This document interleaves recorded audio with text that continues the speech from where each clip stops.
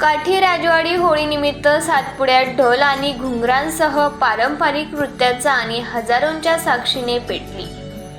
राजा उमेद सिंग यांनी 1246 पासून सुरू केली येथील राजवाडी होळी। सुमारे 780 वर्षापासून अविरत सुरू आहे होळी। आदिवासी कला पथकांसह ढोल आणि घुंगरांच्या सातपुड्यात नाद गुंजू लागला। सातपुड्यातील डोंगरदऱ्यामधून पायी प्रवास करीत कला पथक व नागरिक सहभागी झाले होते। अक्कलकुवा तालुक्यातील काठी येथील राजवाडी होळी हजारो नागरिकांच्या साक्षीने मंगळवारी पहाटे पेटली। सातपुड्यासह महाराष्ट्र, गुजरात, मध्य प्रदेश, राजस्थान मधील नागरिकांनी लावली हजेरी। आदिवासी विकास मंत्री अशोक उईके यांच्यासह विविध मान्यवरांची विशेष उपस्थिती होती। त्यांच्या समवेत आमदार राजेश पाडवी, आमदार आमशा पाडवी, पोलीस अधीक्षक श्रवण दत्त येस, अप्पर पोलीस अधीक्षक आशित कांबळे, पोलीस उपअधीक्षक श्री भोये, अतिरिक्त मुख्य कार्यकारी अधिकारी चंद्रकांत पवार, अप्पर तहसीलदार नितीन पाटील, प्रकल्पाधिकारी चंद्रकांत पवार, भाजपचे जिल्हाध्यक्ष निलेश माळी यांच्यासह विविध मान्यवरांनी हजेरी लावली। काठी राजवाडी होळी ही 1246 पासून सुरू झालेली ऐतिहासिक व पारंपरिक उत्सव परंपरा आहे। सोमवारी सायंकाळी उशिरापासून कला पथकांसह नागरिक हजेरी लावली। असंख्य नागरिकांच्या मदतीने होळीसाठी 5 खड्डा तयार करण्यात आला। सकाळी 6 वाजेला होळी पेटल्यानंतर होळीचे पूजन करून नागरिक आपापल्या घराकडे रवाना होऊ लागले। गुजरात राज्यातील गुजरातमधील नर्मदा जिल्ह्यातील डेडियापाडा तालुक्यातील नामगी गावाच्या जंगलातून होळीसाठी लागणारा सर्वात उंच असा बांबू रात्री उशिरा 1 वाजेपर्यंत घेऊन स्थानिक नागरिक सहभागी झाले। रात्रभर उत्साहपूर्ण व जल्लोषाच्या वातावरणात पारंपरिक ढोल व घुंगरांच्या नादाने पाऊल थरकू लागली होती। होळी म्हटली म्हणजे सातपुड्यातील विशेष असा महत्त्वाचा सण आहे। यासाठी बाहेर गावी असलेले नागरिक देखील आपल्या गावाकडे होळीसाठी येत असतात। यावेळी आदिवासी विकास मंत्री यांनी होळी संदर्भात माहिती जाणून घेतली, तसेच आलेल्या नागरिकांना शुभेच्छा दिल्या। 1246 पासून सुरू झालेल्या राजवाडी होळी ही परंपरा काठी संस्थानिक राजे उमेदजी लक्ष्मणजी, राजे रोतूजी उमेदजी, राजे चंद्रसिंहजी रोतूजी, राजे सूरजसिंहजी रोतूजी, राजे रणजित सिंहजी सूरजसिंहजी, राजे रघुवर सिंहजी रणजित सिंहजी, राजे मानसिंहजी सूरजसिंहजी यांनी पुढे नेली।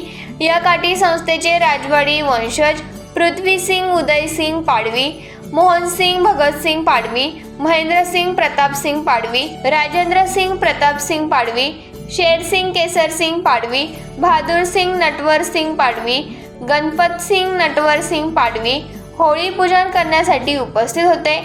या प्रसंगी सीके पाडवी, करमसिंग पाडवी यांच्यासह पुजारी तसेच ग्रामस्थ उपस्थित होते।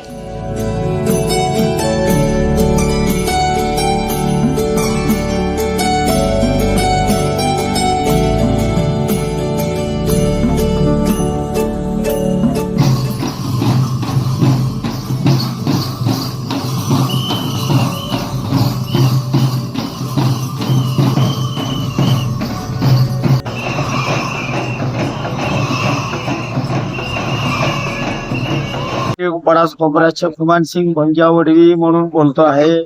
आम्ही या सणामध्ये आम्ही मोरखी म्हणून होतात। मोरखीला आम्हाला नाहीच तरी 45 वर्ष झालेले आहे। लहानपणापासून मी हे मोरखी होतो आणि आमची जे गुरं बैल असतात, धान्य असतात याच्यासाठी आम्हाला बनावं लागतं आणि आम्हाला ते जर नाही केलं तर आम्हाला फारच अडचणी येतात, गुरं मरून जातात। म्हणून आम्ही मोरखी होता आणि आम्हाला ते आपल्याला धान्य पिकत नाही तर ते धान्यासाठी बी आम्हाला मोरखी व्हावं लागतो। आणि आम्ही पडास कोपऱ्याच्या वतीने आम्ही बरंच सोनामध्ये हे विषय करतात। एवढं तरी शब्द सांगतो। आमचा इथून 28 किलोमीटर आहे आणि नर्मदा काठीवर जायचं 5 किलोमीटर अंतरावर आहे आमची नर्मदा काठीवर राहतो आम्ही. सातपुड्यामध्ये काठी या गावी राजवाडी होळी मोठ्या उत्साहाने साजरी होते. ती साजरी झाली आणि खास करून या गावाचा जो राजा होता उमेश सिंग त्यांनी 1246 पासून होळी उत्सव साजरा केला होता आणि तेव्हापासून ही होळी दरवर्षी मोठ्या उत्साहाने साजऱ्या होते. या वर्षी पण मोठ्या उत्साहाने होळी साजरी झाली आणि दरवर्षी अधिकारी लोकप्रतिनिधी मोठ्या संख्येने या होळीला भेट देतात आणि त्यामुळे आम्हाला त्यांच्या म्हणजे जास्त लोक यायला लागले आहे होळीमध्ये. त्याच्यामुळे ते विशेष व्यवस्था आता करावी लागते. तर गावामध्ये शौचालय किंवा आरोग्य सेवा ह्या सगळ्या गोष्टी आहे, लाइटिंग ह्या सगळ्या गोष्टींची आता आवश्यकता भासायला लागली आहे.